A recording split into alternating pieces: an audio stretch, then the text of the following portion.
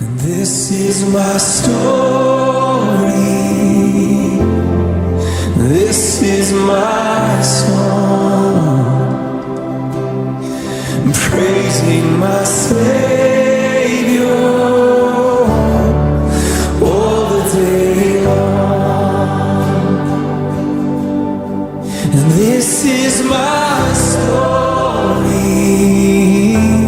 Lord, this is my song, praising my Savior all the day long. Salut bien-aimés, nous parlerons aujourd'hui d'une chanson qui ne subit aucunement les intempéries du temps, sur qui le poids de l'âge n'a aucune incidence sur la qualité.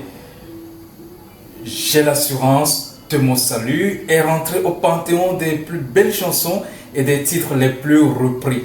Le nom de son auteur, c'est Fanny Crosby. Frances Jane Crosby, appelée Fanny par ses intimes, naquit dans le village de Brewster à New York le 24 mars 1820.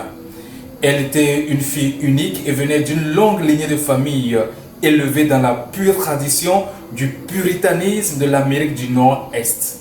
Ses valeurs venaient de Calvin, requérant une dépendance totale sur Dieu, une morale intègre, une autodiscipline et de la frugalité.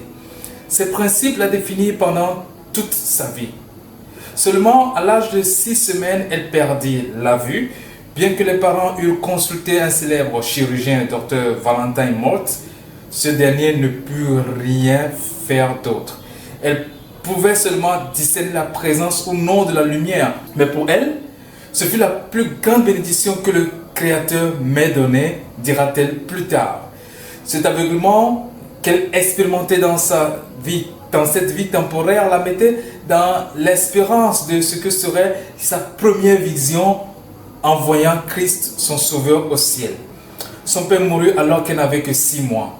Elle fut alors à la fois élevée par sa mère et sa grand-mère maternelle qui l'ancrèrent dans les principes chrétiens et l'aidaient à mémoriser de longs passages dans la Bible. En 1850, elle reçut Jésus-Christ dans son cœur au tabernacle de Broadway à New York.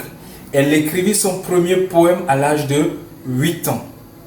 Dès l'âge de 15 ans, elle reçut une éducation à l'Institut de New York pour les aveugles, où elle excella dans le domaine de la littérature anglaise, la science, la philosophie et la musique.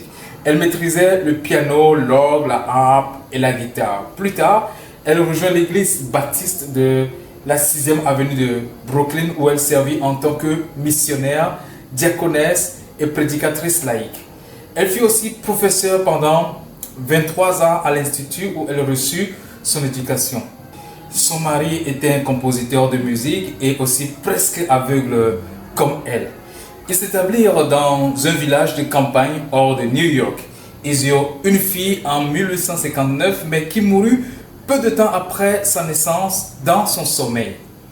Naturellement éprouvé, Crosby écrivit « Dieu nous a donné un tendre bébé, mais les anges sont descendus pour l'amener au trône de Dieu. » C'est ce qui a inspiré le chant « Safe in the arms of Jesus », en sécurité dans les bras de Jésus en français.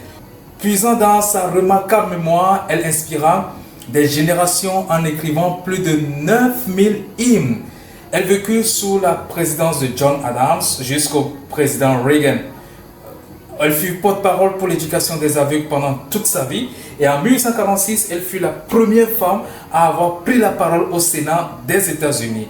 Plus tard, elle participa à une session du Congrès des États-Unis pour parler en faveur de l'éducation des aveugles de Boston, Philadelphie et New York.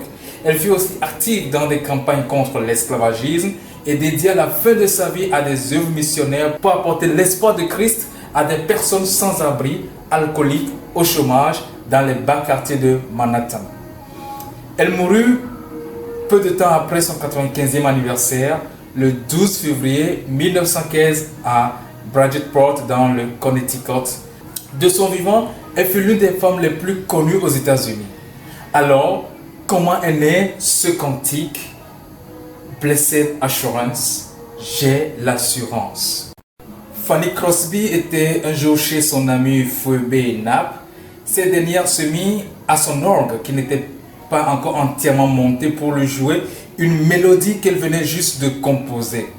Lorsque Knapp demanda à Crosby ce qu'elle en pensait, cette dernière lui répondit « Blessed assurance, Jesus is mine ». Assurance bénie, Jésus est mien. C'est ainsi que les paroles du chant composé par Fanny furent mises sur la mélodie de son ami Phoebe Knapp. Beaucoup pensent que les paroles étaient inspirées du passage de Hébreux chapitre 10, verset 22. Approchons-nous donc avec un cœur sincère dans la plénitude de la foi, les cœurs purifiés d'une mauvaise conscience et le corps lavé d'une eau pure. Ce chant se focalise sur le ciel qui est l'endroit qui fait partie de l'assurance bénie que tous les chrétiens ont. L'hymne fut publié par un parent de Knapp qui était évangéliste et il rencontra du succès. Fanny Crosby fut aussi l'auteur des chants comme To God be the glory, à Dieu soit la gloire. All the way my Savior leads me, un chant qui a été utilisé dans les campagnes de Billy Graham. Alors, que faut-il retenir?